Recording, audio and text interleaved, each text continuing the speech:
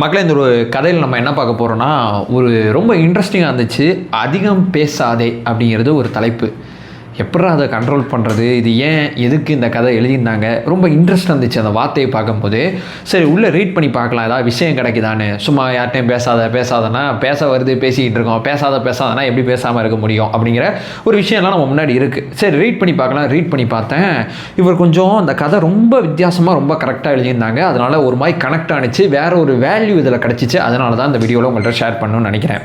சரி, முதல்ல அந்த கதை எங்கே ஆரம்பிக்குதுன்னா, ஒரு ஆசிரமம் ஒன்று. அந்த ஆசிரமத்தில் இப்போ எப்படி சொல்கிறதுனா, யாராவது வந்து ரொம்ப மன கஷ்டத்தில் இருந்தாங்கன்னா அந்த ஆசிரமத்தில் போய் தங்குறது, அதற்கான பயிற்சிகள் எடுக்கிறது, யோகா எடுக்கிறது, தியானம் சொல்லி கொடுக்குறது, அந்த மாதிரி வந்து அந்த ஆசிரமத்தில் எல்லாமே இருக்கும். அந்த மாதிரி ஒரு ஆசிரமம்னு வச்சுங்களேன். ஒரு துறவி ஒருத்தர் நடத்துகிறாரு. அந்த துறவிக்கு உங்களுக்கு பிடிச்ச என்ன வேணால் பேர் வச்சுங்க. அந்த துறவி அந்த ஆசிரமத்தை நடத்தும் போது அந்த ஆசிரமத்தில் அந்த துறவி வந்து பெருசாக பேசவே மாட்டாராம். ரொம்ப அமைதியாக தன்னோட வேலையை பார்த்துட்டு எப்போ பயிற்சியோ அந்த பயிற்சிக்கான விஷயத்தை கேட்டுட்டு சொல்லிக்கிட்டு அந்த பயிற்சியில் இருக்கக்கூடிய அந்த கிளாஸ் எத்தனையுமே எடுத்துக்கிட்டு வேற எதுவுமே பேச மாட்டாராம். அந்த ஆசிரமத்துக்கு வந்த ஒரு இளைஞனுக்கு ரொம்ப பெரிய ஆச்சரியமாக போயிடுச்சு. எப்படா அந்த ஆள் வந்து எதுவுமே பேசாமல் இருக்காரு, கேட்டால் கேள்விக்கு பதில். நானும் இந்த ஆசிரமத்தில் ஒரு 5-20 நாளாக இருக்கேன். ஒரு மனுஷன் ஒரு நாள் இப்படி இருக்கலாம், 2 நாள் இப்படி இருக்கலாம், 3 நாள் இப்படி இருக்கலாம். 15-20 நாளாக ஒரு மனுஷன் கேட்ட கேள்விக்கு மட்டும் பதில் சொல்லிட்டு எப்படி இருக்க முடியும்? கொஞ்சமாக பக்கத்தில் இருக்கிறவங்கள்ட்ட விசாரிச்சா, எப்பா அவர் ரொம்ப வருஷமாகவே அப்படி தான் இருக்கார் அப்படின்னு சொல்கிறாங்க.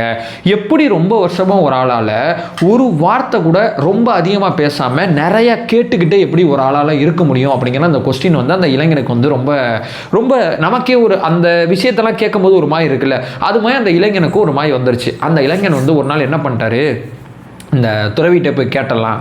துறவி, ஏன் துறவி நீங்கள் நிறையா பேச மாட்டேறீங்க? உங்களுக்கு தான் இவ்வளோ விஷயம் தெரியும்ல, இவ்வளோ ஞானம் தெரியும்ல, நீங்கள் இன்னும் நிறையா பேசுனீங்கன்னா இன்னும் நிறையா பேருக்கு அந்த ஞானம் போகும்ல. ஒரு நாளைக்கு நீங்கள் ஒரு 2 மணி நேரம் கூட எனக்கு தெரிஞ்சு பேசுவீங்களான்னு தெரில. இவ்வளோ கம்மியாக நீங்கள் பேசி எப்படி ஞானத்தை கொடுப்பீங்க அப்படின்னு சொல்லி ஒரு கொஸ்டினை கேட்குறாப்புல. அதற்கு அந்த துறவி என்ன சொல்கிறான்னா, நான் இப்போ ஒரு வேலையாக போயிட்டுருக்கேன், நான் உன்னை கூடிய விரைவில் வந்து மீட் பண்ணுறேன், நம்ம பேசுவோம். இந்த கேள்வி இது வரைக்கும் யாரும் என்கிட்ட கேட்கல, நீ கேட்டிருக்க, உனக்கு நான் தனிப்பட்ட முறையில் ஒரு ஐடியா கொடுக்குறேன் அப்படின்னு சொல்லி சொன்னாப்புல. சரின்னு சொல்லிட்டு சுரவி வந்து கூப்பிட மாட்டாரு. சும்மா அவருக்கு விஷயம் தெரியாது, சும்மாத்துக்கு வந்து இருக்காரு. அவர் தெரிஞ்சதை மட்டும் சொல்லிக்கிட்டு இருக்காரு. வேற சில விஷயங்கள்ல அவர் கவனம் செலுத்த மாட்டாரு. அவருக்கு நிறைய தகவல் கிடைக்கல, அப்டேட் ஆகலை, சும்மா மறைக்கிறதுக்காண்டி தெரிஞ்ச 4 மேட்டர் மட்டும் உருட்டிக்கிட்டு இருக்காரு அப்படின்னு சொல்லி இந்த இளைஞன் வந்து துறவிக்கு விஷயம் தெரியாதுங்கிற ஒரு பார்வைக்கு போயிட்டாப்புல. நைட்லாம் கூப்பிட மாட்டார் அப்படின்னு சொல்லி ரொம்ப நம்பினாப்புல. நைட் அந்த துறவி கூப்பிட்றாப்புல தன்னுடைய அலுவலகத்துக்கு. இந்த இளைஞன் அந்த துறவி 2 பேர் மட்டும் இருக்காங்க. அந்த 2 பேரும் அந்த அலுவலகத்தில் இருக்கும்போது அந்த துறவி சொல்றாரு, கதைக்குள்ள ஒரு கதை ஒன்று சொல்றேன், ஏன்னா அந்த கதையும் அந்த கதைக்குள்ள தான் போகுது. துறவி சொல்றாரு, நான் வந்து ஒரு கதை உனக்கு ஒன்று சொல்றேன், அந்த கதையை நீ பார்த்த பிறகு உனக்கு ஒரு ஐடியா கிடைக்கும் அப்படின்னு சொல்றாப்புல. நான் வந்து ஒரு ஆஃபீஸை மையப்படுத்தி ஒரு கதை சொல்றேன். ஒரு ஆஃபீஸுக்கு வந்து ஒரு இளைஞன் வந்து புதுசாக போறாப்புல. புதுசாக அந்த ஆஃபீஸில் ஜாயின் பண்ணோன்னா அந்த ஆஃபீஸில் இருக்கிறவங்களுக்குலாம் இவர் வந்து புதுசு அப்படிங்கிற ஒரு எண்ணம் வந்துடக்கூடாதுன்னு சொல்லிட்டு, நான் இங்கே வேலை செஞ்சுருக்கேன், எனக்கு அது தெரியும், எனக்கு இது தெரியும் சொல்லி ஏகப்பட்ட விஷயங்கள்லாம் சொல்லியிருக்காரு. நான் இந்த சாஃப்ட்வேரில் எங்கள் தாத்தா அதை பண்ணார், எங்கள் அப்பா இதை பண்ணாருன்னு சொல்லி தான் வந்து பூசு கிடையாது, என்னை அப்படிலாம் பார்க்காதீங்க, எனக்கு நிறையா மேட்ரு தெரியும் அப்படின்னு சொல்லி நிறையா விஷயங்கள். உண்மைக்குமே ஒரு விஷயம் தெரியுதுன்னு பேசிக்கிட்டே இருக்காப்புல. அலுவலகத்தில் இருக்கிறவங்க ஒரு கொஞ்ச காலம் ஒரு வாரம் 10 நாளில் என்னப்பாவும் போட்டு அறுத்து கொண்டுகிட்டே இருக்கான் அப்படிங்கிற ஒரு பாயிண்ட் ஆஃப் வியூக்கு வந்துடுறாங்க. அதுக்கப்புறம் அந்த ஆஃபீஸோட மேனேஜருக்கு அரசல் புரசலாக அந்த தகவல் கிடைக்குது.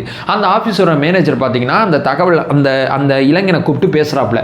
என்னப்பா என்னாச்சு, உன்னை பற்றி எல்லாருமே இப்படி சொல்கிறாங்களே? இல்லைங்க, எனக்கு விஷயம் தெரியாதுன்னு சொல்லி நேரத்தை வேஸ்ட் பண்ண வந்தாங்க, எனக்கு விஷயம் தெரியும்னு சொன்னேன், அவங்களோட நேரத்தை தான் நான் மிச்சப்படுத்திருக்கேன், ஏன் தேவையில்லாமல் என் மேலே புகார் கொடுத்தாங்கன்னு எனக்கு தெரியல அப்படின்னு சொல்லி அந்த மேனேஜர்ட்டே சொல்கிறாப்புல. எனக்கு இந்த மேனேஜ்மெண்ட்லாம் தெரியும்னு சொல்லி மேனேஜர்ட்டே போய் இதெல்லாம் நீங்கள் லெஃப்ட் ஹேண்டில் தள்ளிட்டு விட்டுறணும் சார், இதெல்லாம் வந்து நீங்கள் பெருசாக எடுத்துக்க தேவையில்லை அப்படின்லாம் அவர் பேசியிருக்காப்புல. இவருக்கு ஒரு மாதிரி வந்து இதுக்கு மேலே அந்த பாயிண்ட் அந்த விஷயத்தை சொல்லனா சரியாக இருக்காது அப்படின்னு சொல்லி அந்த மேனேஜர் என்ன பண்ணுறாருன்னா, தம்பி நான் உனக்கு ஒரு அண்ணனா ஒரு அட்வைஸ் பண்ணவா, நான் வந்து மேனேஜர் அதெல்லாம் நீ மறந்துடு, ஒரு அண்ணனா நான் உனக்கு ஒரு அட்வைஸ் பண்ணுறேன். அது என்னன்னா, இந்த ஆஃபீஸுக்கு நான் முதல்ல வரும்போது ஒன்றை மாதிரி வந்து நியூ ஜாயினராக தான் உள்ளே வந்தேன். இன்றைக்கி நான் அந்த ஆஃபீஸோட மேனேஜராக இருக்கேன். என்ன தெரியுமா காரணம்? நான் வந்து இந்த ஆஃபீஸில் நிறையா பேச மாட்டேன், நிறையா கேட்பேன்.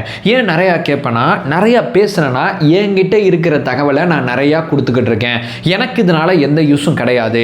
இப்போ எனக்கு ஏதாவது யூஸாக இருக்கணும்னா நான் அமைதியாக இருந்து நிறையா தகவல்களை நான் சேகரித்தேன்னா அது எனக்கு யூஸ்ஃபுல்லாக இருக்கும். நான் கொடுக்க என்னோடய செல்வத்தை நான் எப்படி செலவு பண்ணுறேன், அது மாதிரி தான் பேச்சு. தேவையில்லாத சமயத்தில் தேவையற்றதை பேசிக்கிட்டு இருந்தா எந்த விதமான யூஸும் கிடையாது. என்கிட்ட நீ ஒரு கொஸ்டின் கேட்குறீன்னா நான் உனக்கு பதில் சொல்லலாம், அல்லது இங்கே வேற என்ன நடந்துகிட்டு இருக்கு, இப்போ நான் ஒரு மாதிரி இந்த ப்ரோக்ராமை பார்ப்பேன், வேற ஒருத்தர் எப்படி அந்த பாயிண்ட் ஆஃப் வியூல பார்க்குறாரு, இப்படிலாம் நுணுக்கமாக என்னோட அந்த திறனை நான் வளர்த்துக்கிட்டே வந்ததுனால தான் இன்னைக்கு நான் உனக்கு முன்னாடி மேனேஜராக உட்காந்துருக்கேன். 3 வருஷத்தில் நான் இந்த இடத்துக்கு வந்திருக்கேன். இது வரைக்கும் இந்த ஆஃபீஸில் யாருமே இதை செஞ்சது கிடையாது. என்னோட ஸ்கில்லை நான் அப்டேட் பண்ணிகிட்டே இருக்கேன். எனக்கு எல்லாம் தெரியும், நான் தான் 4 பேருக்கு கற்றுக் கொடுக்கணும் அப்படிங்கிற பாயிண்ட் ஆஃப் வியூல நீ இருந்தினா ஒருபோதும் உன்னால் கற்றுக்க முடியாது. உங்ககிட்ட காசு செலவு பண்ணுற மாதிரி இந்த கதை போயிடும். அதை நீ செய்யாத.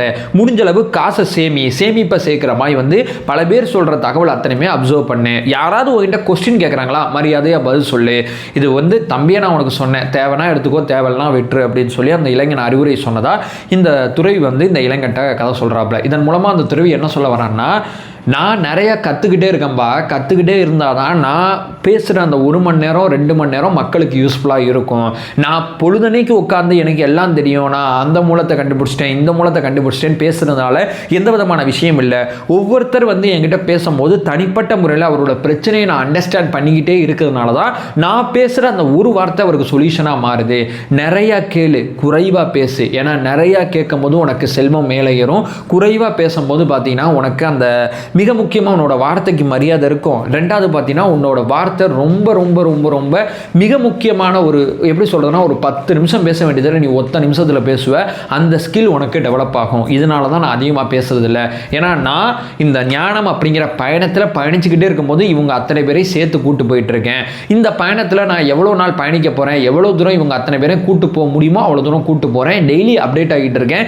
டெய்லி நிறையா பேரோட தகவல்களை கேட்டுக்கிட்டு இருக்கேன். ஒன்றுமா இளைஞர்கிட்டையும் பேசுகிறேன், பெண்கள்கிட்டையும் பேசுகிறேன், வயசானவங்கள்ட்டையும் பேசுகிறேன். பல அனுபவங்கள் என்கிட்ட இருந்ததுனால தான் என்னோட ஒருத்த வார்த்தைக்கு இவ்வளோ சக்தி இருக்குது. அதனால தான் அந்த ஆசனமத்துக்கு வந்தால் ஒரு மாதிரி ஒரு சொல்யூஷன் கிடச்சிரும் அப்படிங்கிற நம்பிக்கை பெரிய பெரிய தொழிலதிபர்கள், பெரிய பெரிய மனிதர்கள் அத்தனை பேர்கிட்டமே இருக்க. அவ்வளோ பேர் என்கிட்ட கான்டாக்டில் இருக்காங்க. ஸோ உனக்கும் அதான் சொல்கிறேன், நிறையா பேசாத, குறைவாக பேசு, நிறையா கேளு. இது உன் வாழ்க்கையை அடுத்த லெவலுக்கு கூட்டு போகும்னு சொல்லியிருக்காங்க. இந்த கதை எப்படி இருக்குது, நல்லா இருக்குல்ல? ஸோ பேசாதன்னு சொல்லுவாங்க. நிறையா நான் பேசுறதுனால என்ன இழப்பு அப்படிங்கிற ஒரு கொஸ்டின் மார்க் எனக்கு வரும்போது, பேச வேண்டிய தருணத்தில் மட்டும் பேசுங்க, பிற நேரங்களில் கேளுங்க அப்படிங்கிற ஒரு வார்த்தை இருக்குல்ல, ரொம்ப அற்புதமாக இருந்துச்சு. அதனால தான் இந்த வீடியோவில் உங்கள்கிட்ட ஷேர் பண்ணேன். இந்த மாதிரி ஏகப்பட்ட கதைகளை நம்ம தொடர்ச்சியாக பார்த்துட்ருக்கோம். நம்மளோட ஒரே நோக்கம் அறியாமை அகற்ற வேண்டும், அறியாமை அகற்றப்பட வேண்டும். Thank you so much.